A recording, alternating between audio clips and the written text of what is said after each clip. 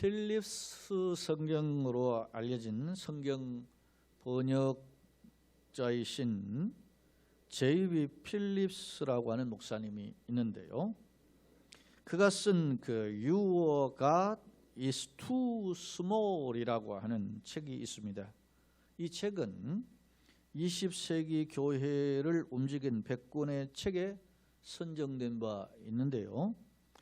이 책이 우리나라에도 2번에 걸쳐서 번역되었습니다. 하나는 교장문화사를 통해서 네 하나님은 너무 작다 이렇게 직역해서 번역했고, 아버서원에서는 당신의 하나님은 누구인가 라는 제목으로 번역된 바 있습니다.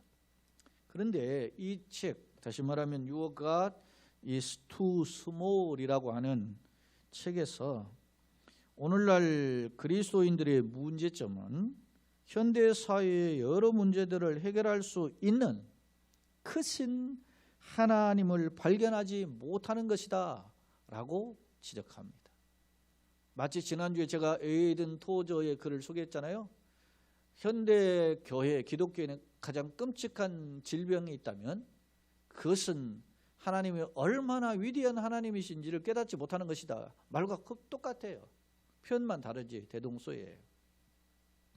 그러면서 이 J.B. 필립스라는 목사님이 당신의 인생의 크기는 당신의 믿음의 크기, 즉 당신이 믿는 하나님의 크기에 따라서 결정된다, 그렇게 역설하고 있습니다. 사랑하는 성도 여러분, 그렇다면 여러분은 과연 어떤 하나님을 믿고 계십니까? 여러분이 믿는 하나님은 정말 생사화복의 주인이시고 우리 앉고 일어섬을 아시고 심장과 폐부를 살피시며 머리털 하나까지 다 세신 바 되신, 그걸 알고 계시는 절대 주권의 하나님이심을 믿으십니까? 그 하나님을 우리가 붙잡기 때문에 우리가 비록 환경적 도전과 장애물과 오늘 이러한 상황과 같은 그런 역경을 맞는 것도 사실이지만, 그러나 포기하지 않고 용기를 내어 다시 일어서고 있느냐라는 질문입니다. 아니면 반대로 교회는 다니지만 예수를 믿는 어떤 교인이며 직분자의 이름은 있지만 여전히 상황에 따라, 형편에 따라 걱정하고 낙심하고 갈팡질팡 흔들리는 존재는 아니냐라는 질문입니다. 오늘 스바냐 3장 14절로 20절의 말씀을 읽었는데요. 오늘 본문의 말씀에서 선지자인 스바냐 선지자는 하나님은 너에게 구원을 베푸실 전능자시다, 그렇게 소개해요. 주님은 전능하신 하나님이다. 엘샤다이. 이 엘샤다이라는 것만 제가 청년 때 신학교 때 이런 거, 이 단어만 듣고 막 살폈어요, 성경에. 여러분, 이 전능하신 하나님이라는 엘샤다이를 한번 찾아보세요, 성경에. 언제 이 사용하셨는지. 이것만 해도 굉장히 시간이 많이 가는데, 그 비상한 관심이 있을 대표적이게 창세기 17장에서 말씀하신 나는 전능하신 하나님이라고 하면서 할례 언약을 할 때 하시거든요. 다시 말하면 이 전능하신 하나님은 하나님의 여러 표현으로 당신을 말씀하셨지만은 능치 못함이 없으시는 분이다 말입니다. 그 하나님께서 뭐예요? 오늘 우리가 읽었죠? 2번이나 거듭 반복해서 나왔어요. 너에게 명성과 칭찬과 명성을 얻게 하실 것이다. 할렐루야. 그렇게 스바냐 선지자는 선포하고 있다는 사실입니다. 그런데 문제는 과연 도대체 누가 이런 하나님의 전능하신 하나님의 손에 붙들려서 이 칭찬과 명성을 얻게 되는 것일까? 오늘 그 비결을 오늘 말씀을 통해서 살펴보고자 합니다. 먼저 이 스바냐서는 짧은 1, 2, 3장으로 되어 있는데요.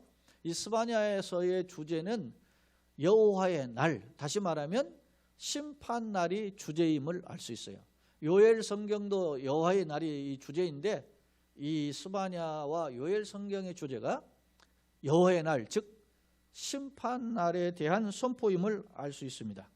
장별로 정리하면 1장은 유다에 대한 심판의 날을 선포하고 있고, 2장은 유다의 주변국가, 다시 말하면 블레셋을 비롯해서 모압과 암몬과 그리고 아수르 이런 구스, 이런 나라들 주변 국가들 역시 하나님의 심판을 피할 수 없다라고 선포하고 있고 3장에서는 그럼에도 불구하고 이 심판 중에서도 하나님께서 심판 중에서 숨겨주시는 자가 있다, 감추어주시는 자가 있다라고 소개하고 있습니다. 그럼 그 감춰주는 자가 누굴까요? 여러분요, 스바냐잖아요. 스바냐, 스바 그다 야는 여호와, 야는 여호와로 표현되거든요. 그러니까 스바냐는 여호와께서, 야 여호와께서 스바하셨다, 감춰주셨다, 숨겨주셨다 그러면. 바꿔 이야기하면 하나님의 진노 중에, 심판날 중에 하나님께서 감추어주시는, 숨겨주시는 자가 있다. 할렐루야. 그 메시지를 누굴 통해서? 스바냐를 통해서 증거하셨다. 그러니까 스바냐 이름 자체가 하나님의 이 스바냐 전체의 1, 2, 3장이 뭐요? 탕제로 다리면 딱 한 단어예요. 스바냐예요. 하나님께서 심판이 있다. 그런데 그 심판하시는 중에 어떤 자, 남은 자, 소위 렘넌트 사상, 남은 자의 사상 속에 있는 그 사람을 건져주신다. 다시 말하면 스바냐 할 것이다 말입니다. 바라기는 오늘 말씀을 통해서 오늘 여호와께서 감추신 은혜의 주인공이 나임을 확인하는 축복의 자리가 되기를 예수님의 이름으로 축원합니다. 그러면 먼저 왜 이런 말씀을 주셨는지 시대적 상황을 접근해 보아야 됩니다. 먼저 스바냐 1장 1절을 보면 이런 표현이 있습니다. 아몬의 아들 요당 요시아의 시대에 스바냐에게 임한 여호와의 말씀이다. 스바냐는 히스기야의 현손이요 아말의 증손이요 게달의 손자요 굿이 아들이었다. 이렇게 소위 당시 시대적 역사적 배경을 소개하고 있어요. 자, 참고로 스바냐는 히스기야의 현손이라고 했는데 현손은 5대손, 우리로 말하면 고손 그런 뜻인데요. 히스기야는 히스기야 왕으로 대부분 신학자들이 해석을 하는데 히스기야 왕 5대손이란 말입니다. 그러면 이 사람이 뭡니까? 왕족 출신이었다는 말입니다. 귀족이었어요. 그런데 당시 왕은 누구였냐면 요시아예요. 여러분 히스기야부터 제가 그 왕을 재면 히스기야 왕 다음이 므낫세고 그의 이제 아들이 또 아몬이고 그의 또 아들이 요시아예요. 요시아 왕이 그러니까 히스기야 왕으로는 4대손이죠. 근데 요시아 왕이 8살의 왕이 돼서 39의 전쟁에서 죽거든요. 그러니까 31년 통치했는데 그 시간적으로 그 시기를 보면 기원전 640년에서 609년까지 통치를 해요. 그런데 성경을 우리가 좀 더 살펴볼 필요가 있는데 한번 성경 말씀을 한번 살펴보겠습니다. 역대하 34장 3절에 우리가 자료 화면으로 제공되는데 거기에 보면 아직도 어렸을 때 이 요시아를 가리켜요. 요시아가 어렸을 때 곧 왕위에 있은 지 8년에 그의 조상 다윗의 하나님을 비로소 찾았다. 그렇게 표현했어요. 이게 왕이 된 지 8년 만에 이 요시아 왕이 몇 살에 왕이 되냐면 8살에 왕이 되는데 왕이 된 지 8년이니까 16살이죠. 16살 때 비로소 하나님이 누군가 알았다는 거예요. 16살. 그리고 제12년에 유다와 예루살렘을 비로소 정결하게 하여 그 산당들과 아세라 목상들과 아르색인 우상들과 보만 우상들 제거해버렸다. 그게 20살이 되는 12년이면 8살에 왕이 돼서 12년이니까 20살이죠. 20살 되던 해에 그 이스라엘 백성들이 우상 숭배하는 것들을 척결하기 시작했다는 거예요. 그리고 역대하 34장 8절에 보면 이렇게 표현했어요. 요시아가 왕이 있은 지 18회 또 그 후 또 4년이 6년이 또 흘렸죠. 18회. 그러면은 그의 나이 26이 됐어요. 26살이 될 때에 그 땅에 성전을 정결하게 하기를 마치고 성전에서 이제 성전 정결을 할 때 그때 율법책을 발견해요. 그렇게 하고 몸을 찢고 이게 이 요시아가 하나님 앞에 더 큰 종교 계획을 단행하거든요. 그 전에 6년 전에도 했었지만 이는 더 대대적으로 하는 거예요. 그렇게 여호와의 전을 수리하여 아살랴의 아들 사반과 서장 그 마세와 서기관 요아하스가 그다 아들 요하를 보낸지라 이렇게 표현해요. 그래서 대대적으로 소위 말하면 개혁을 단행한 이게 소위 요시아의 종교 계획인데 왕이 된 지 18년, 다시 말하면 26살에 했단 말입니다. 자, 그러면 제가 한번 정리해 봅시다. 요시야 이전의 왕이 아몬인데, 그의 아버지 아몬인데, 아몬은 2년 통치했어요. 그의 할아버지는 므낫세인데 55년을 통치했어요. 히스기야는 훌륭한 왕인데 그의 다음을 이어서 므낫세가 55년, 그리고 그의 아들 아몬이 2년, 그리고 요시야가 왕이 됐지만 8살에 왕이 됐고 개혁을 단행할까지 12년 혹은 18년이 걸렸잖아요. 그럼 그 연수를 이렇게 종합해 보면 약 70년간은 암흑기였다는 거예요. 30년, 35년 한 세대로 보면 두 세대가 가는 동안 철저하게 우상 숭배에 쩌들어 있는, 바알에 쩌들어 있는 그런 이스라엘이 타락한 그런 상황을 반복하고 있었던 거예요. 바로 이러한 때에 하나님께서는 선지자 스바냐를 통해서 이 이스라엘을 준엄하게 심판할 것이다. 싹쓸이 해버린다는 거예요. 그렇게 선포한 거예요. 여호와의 날이 임할 것이다. 그리고 이때 또 누가 등장하냐면 예레미야라는 선지자가 등장해서 이런 선포를 그러니까 이 요시야 왕은 그 말씀을 듣고 또 성전에서 성경책을 발견하고 철저히 어떻게 해요? 개혁적으로 하나님 뜻대로 회복했어요. 그러나 문제는 수십 년, 70년뿐 아니라 히스기야 그 이전의 왕들도 막 아하스가 얼마나 악한 왕인지 몰라요. 히스기야 아버지가. 그러나 그 수십 년이 아니라 수백 년에 걸치는 우상 숭배에 쩌들었던 그 관습을 버리지 못했던 거예요. 그래서 결국 요시야가 죽고 609년에 전쟁에서 죽었는데 609년에 죽고 586년에 나라가 망했단 말이에요. 그러니까 20몇 년 만에요. 3년 만에 나라가 완전히 멸망, 바벨론. 그 망하도 그냥 망하는 게 아니고 1차 포로, 2차 포로, 3차 포로 끌려갈 때 망하거든요.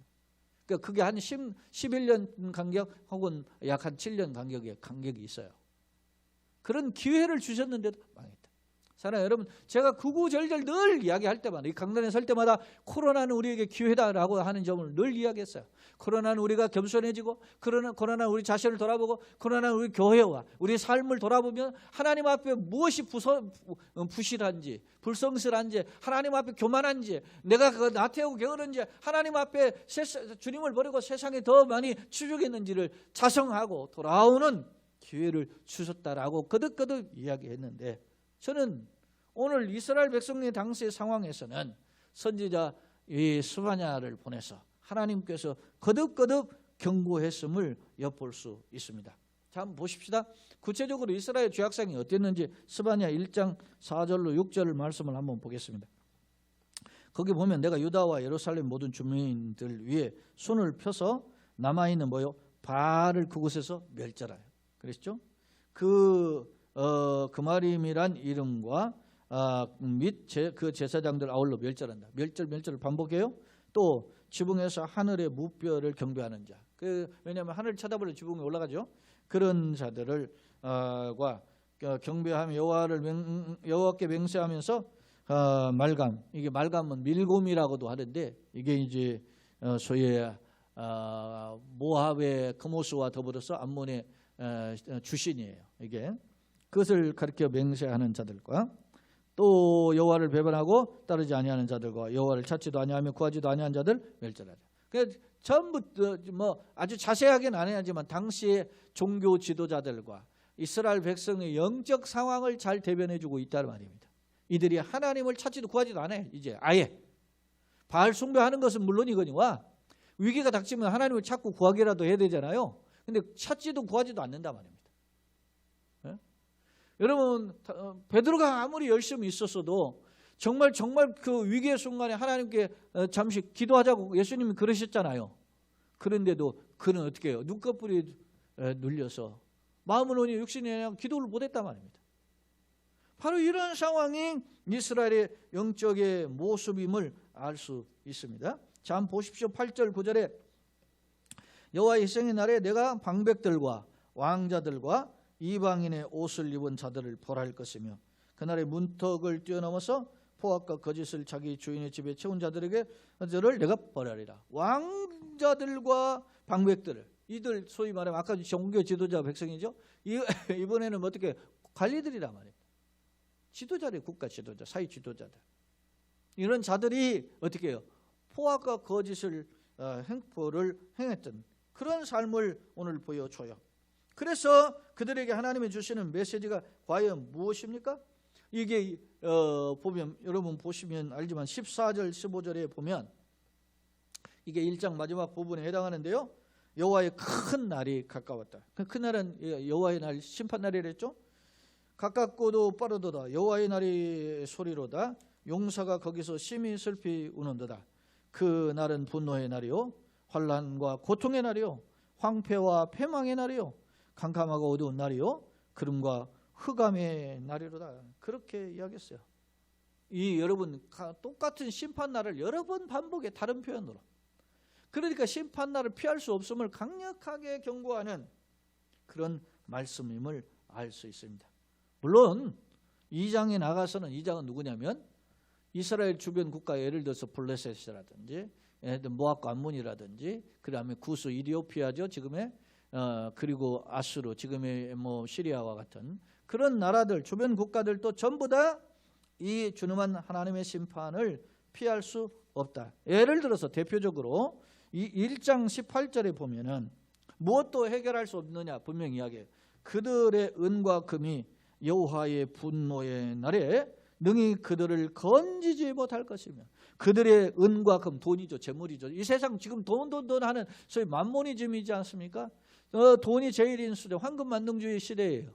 그런데 그 돈이 그들을 그 진노의 날 심판의 날 건져낼 수가 없다라고 하는 점을 이야기해요. 그러면서 마지막에 뭐라고 그랬어요? 여호와가 이 땅의 모든 주민을 멸절하되 놀랍게 멸절할 것이다. 강력하게 경고하고 있습니다.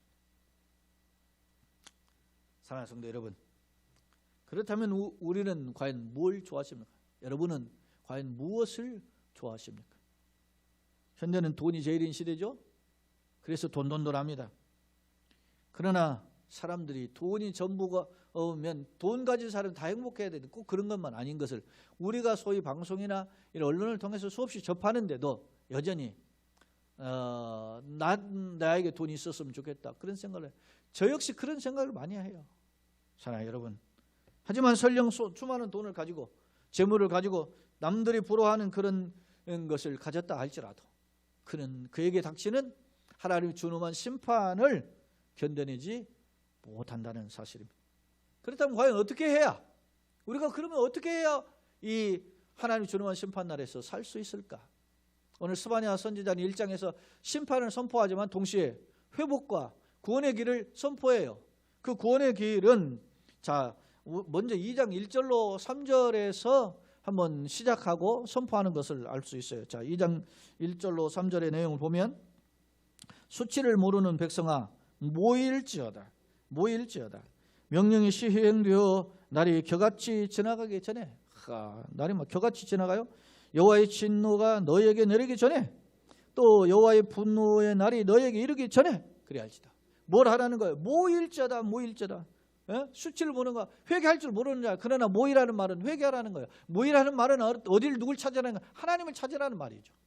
우리가 여러분 예배당에 왜 오십니까? 지금 영상으로 여러분이 왜 영상에 핸드폰이나 아니면 컴퓨터를 켜고 이렇게 여러분이 아니면 큰 화면을 보면서 이렇게 예배합니까? 모인 겁니다. 하나님 앞에 모인 거란 말입니다. 하나님의 얼굴을 구하는 거 아닙니까? 그 이유가 뭡니까? 하나님의 긍휼, 하나님의 자비, 하나님의 자비의 은총을 덧입기 위한 겁니다. 하나님의 은혜를 덧입기 위한 것인 줄로 믿습니다. 그리고 은혜 받으러 온 거예요, 사실. 근데 어느 때에 그렇게 해라? 여기 보시면은 심판의 명령이 시행되기 전에, 여호와의 분노의 날이 이르기 전에, 하나님의 진노가 임하기 전에 회개하라는 거예요. 하나님 앞에 회개만이 살 길인데 그 회개는 언제? 심판이 지나가 버리면 소용이 없는 거예요. 회개는 심판이 오기 전에 하나님 살려주세요. 여러분요 물에 빠져가지고서는 탁 해가지고서는 완전 죽어버리면 그때 무슨 소용이 있겠어요? 하나님 살려주세요 해야 사는 줄로 믿습니다. 그것이 나는 거듭거듭 이야기하지만 코로나입니다. 하나님은 더 큰 징계가 오기 전에 코로나라는 어떤 그 예방주사를 통해서 우리에게 하나님 앞에 다져지고 하나님 앞에 엎드리고 하나님을 찾는 기회를 주신 줄로 믿습니다. 오늘 우리가 이 일을 통해서 하나님을 다시 발견한다면 그것은 은혜의 길인 줄로 믿습니다.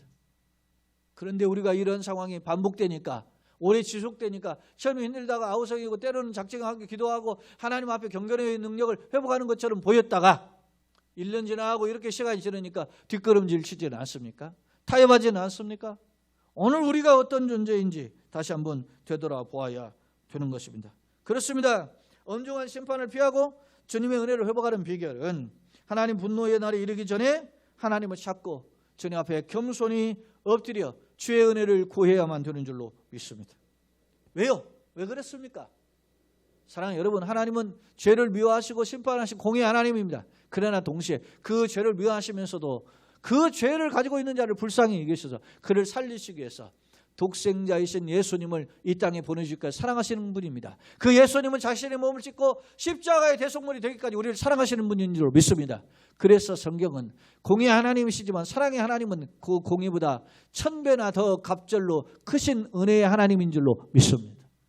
심판주의이신 하나님이지만 그러나 심판을 하시기 전에 끊임없이 독생자를 주시기까지 우리를 사랑하시는 사랑의 하나님이라는 사실을 기억하고 오늘 우리가 주님 앞에 엎드리고 주님을 찾고 주님 앞에 돌아오는 역사가 있기를 예수님의 이름으로 축원합니다. 오늘 사제의 은총에서도 제가 소개한 말씀이 예레미야 29장의 말씀인데요.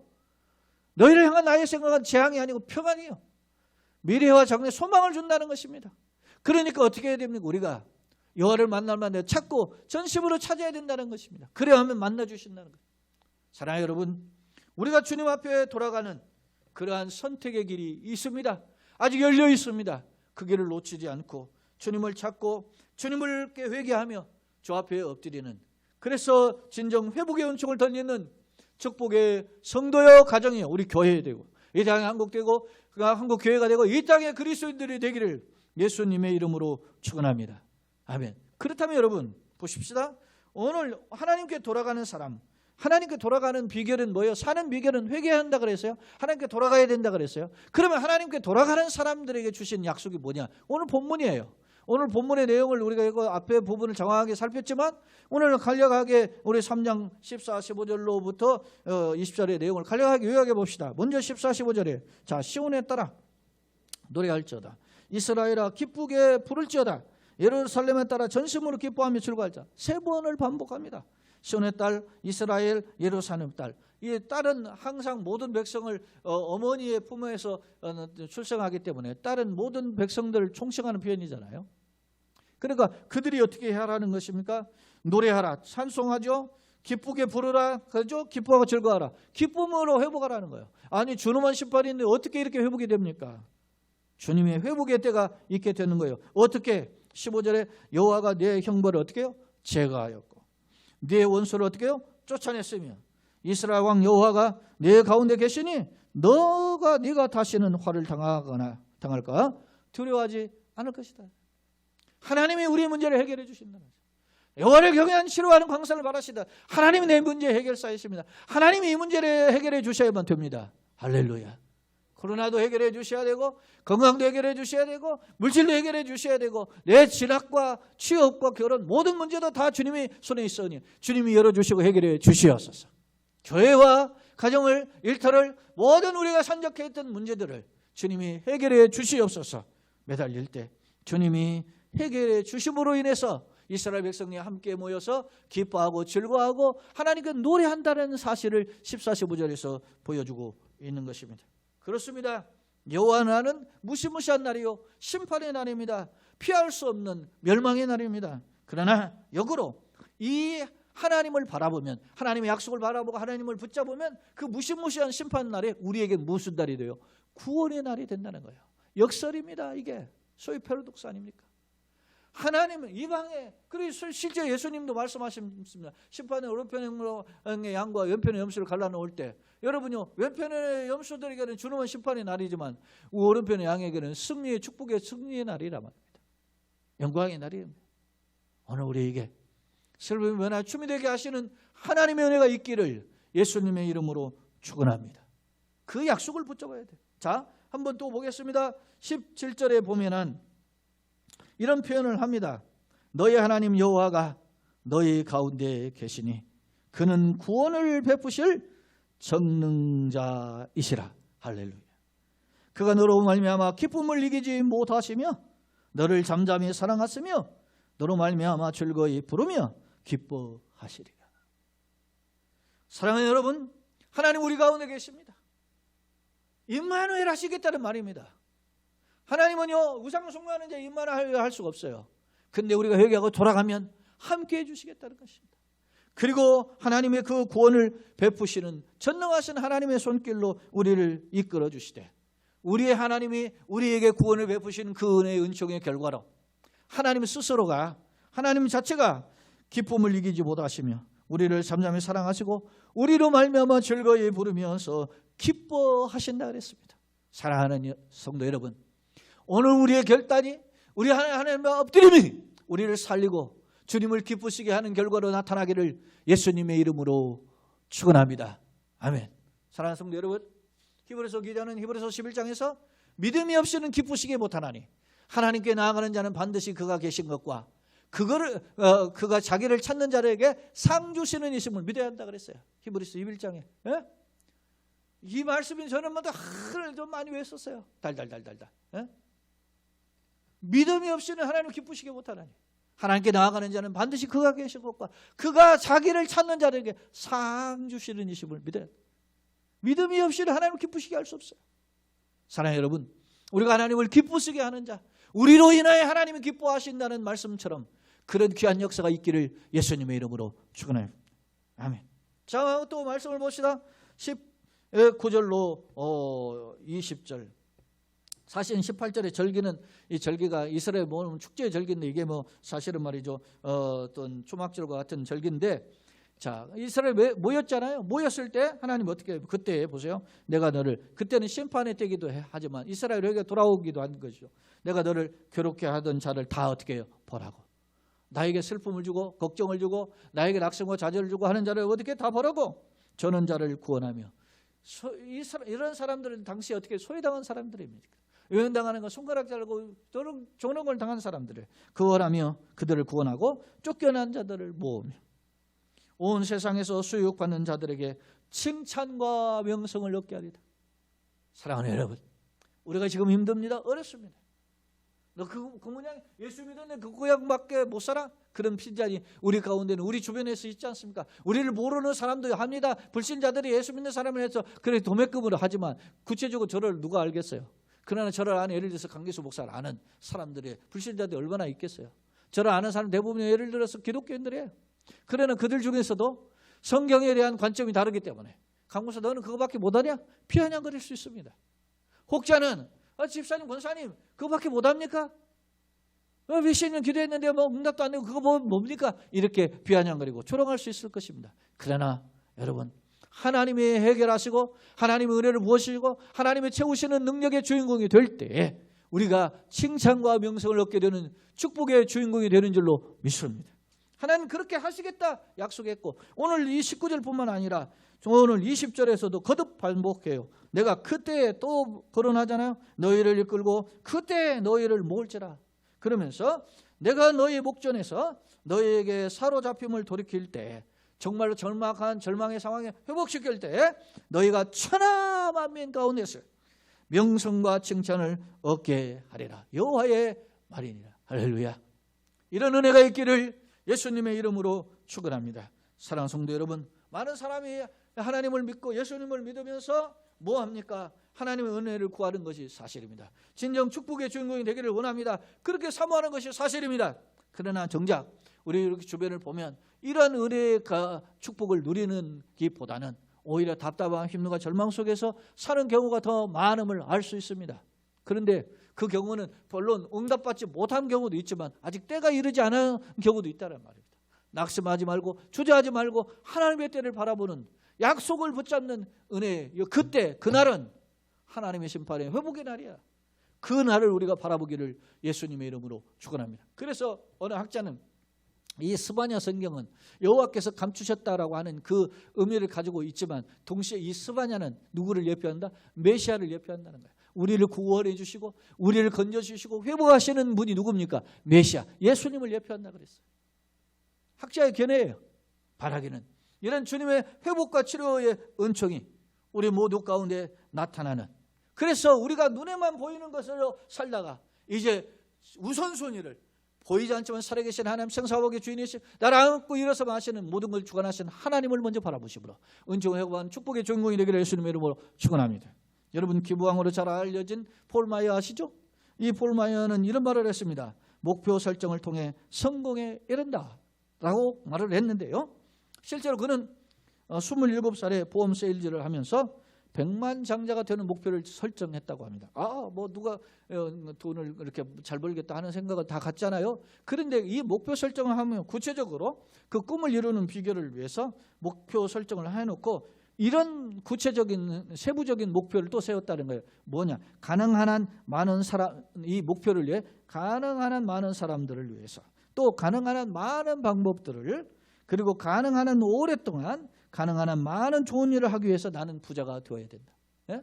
사랑하는 여러분, 너가 왜 복을 줘야 되느냐고 주님이 물으면 하나님 가능한 한 내가 많은 사람들에게 복을 나눠주기를 위해서, 하나님의 복을 나에게 주시기를 물은 가능한 한 오랜 기간 하나님을 기쁘시게 하는 일을 감당하기 위해서, 하나님이 나에게 왜 너에게 복을 줘야 되냐고 물으신다면 하나님 가능한 한 주님 기뻐하시는 일을 더 계속하기 위해서 주여 이 복을 구합니다. 주시옵소서.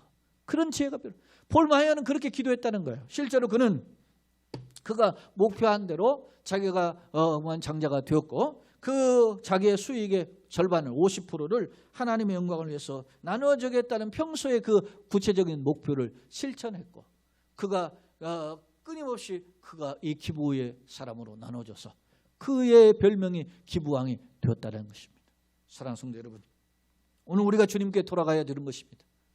세상의 욕구를 내려놓고 나의 연약함을 내려놓고 주님께 돌아가야만 삽니다. 그런 중대한 기로에 서 있습니다. 그런데요, 이 중대한 기로에서 흔들리고 갈등하지 말고 과감히 주님을 먼저 붙잡을 때 주께서 길을 열어주실 줄로 믿습니다. 응답해 주실 줄로 믿습니다. 바라기는 우리 모두가 썩어질 것을 내려놓고 세상 자랑을 내려놓고 내가 자랑하는 그것을 혹 주님이 청마하실까 돌아보면서 나의 약사세를 내려놓고 주님 앞에 엎드리고 주님을 붙잡으심으로 주께서 예비하신 은총의 주인공이 되고, 특별히 주께서 우리를 전능하신 하나님의 손에 붙들어서 우리로 하여금 많은 사람들로 하여금 칭찬과 명성을 얻게 하는 축복의 주인공으로 세우시는 그 역사를 체험하는 그런 믿음의 일꾼들 다 되시기를, 우리 교회와 여러분의 가정과 성도의 결합 되시기를 예수님의 이름으로 축원합니다. 아멘.